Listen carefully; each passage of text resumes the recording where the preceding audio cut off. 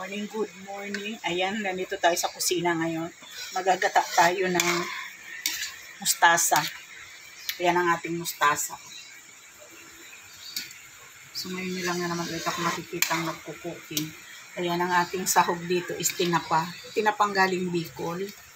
Ayan, sarap yun guys. Tapos, may mga leftover akong hipon na sinama ko na. Ayan, lagay na natin ang mustasa. Ayan, sino sa inyo dyan ang nakakapagata na ng mustasa? Kami sa Bicol, ginagataan ko talaga.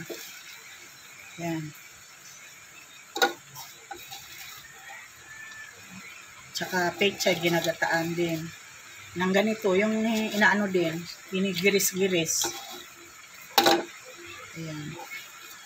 Nakasala yan kasi nugasan natin. Maglalabnaw ang gata pag Ayan, lalabs. Ito ang ating ulam for today's video. Ginataang mustasa. Uy, may nakahalo na hindi na pwede na yan. Malulusaw din yan. Ayan. Pag ako nagagata ng ganitong gulay is laging may kamatis.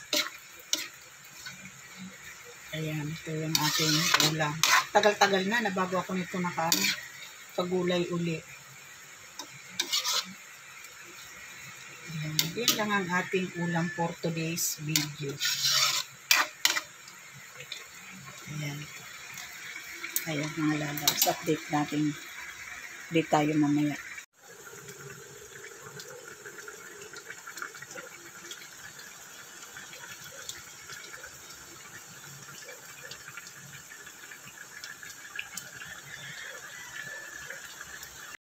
Hello. Breakfast tayo. Nandito ako sa terrace ng breakfast. Ito na yung ating niluto na ginataang mustasa. Ayan. Tagal-tagal na panahon na Ayan ako nakakain ito. Thank you so much for all the blessings. Kain tayo.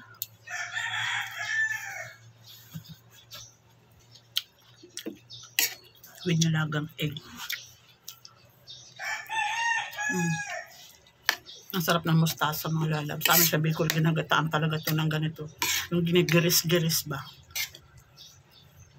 Tapos, lagyan sa tinapa.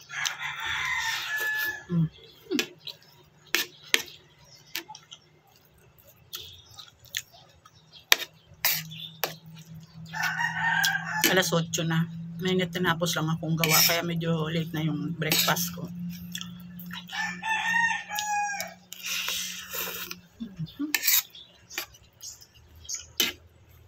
Nilagyan ko siya ng konting sili. Sarap. Tinapang Bicol ang nilagay ko dito.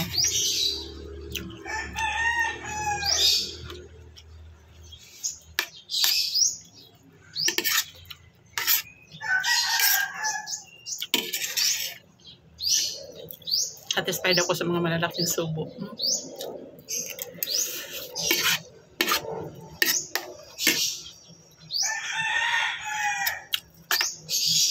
Sarap ng gulay. Nilalagay ko din to sa sinigang sa miso.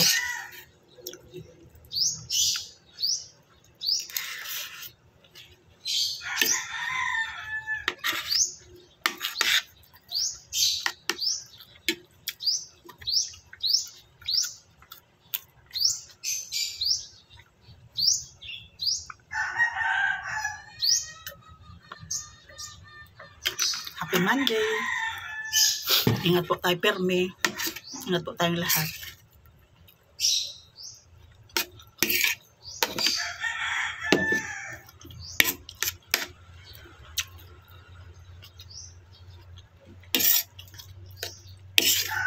Mga kasama ko, pinaprito ko na lang sila ng lumpia.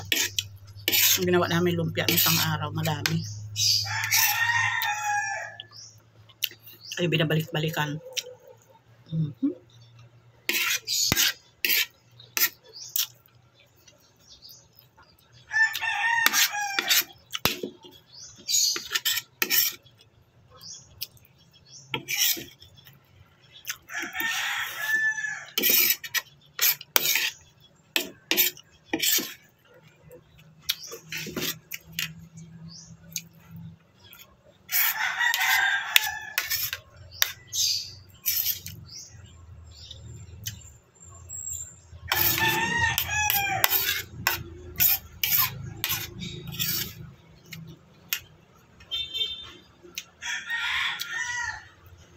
Shout out po.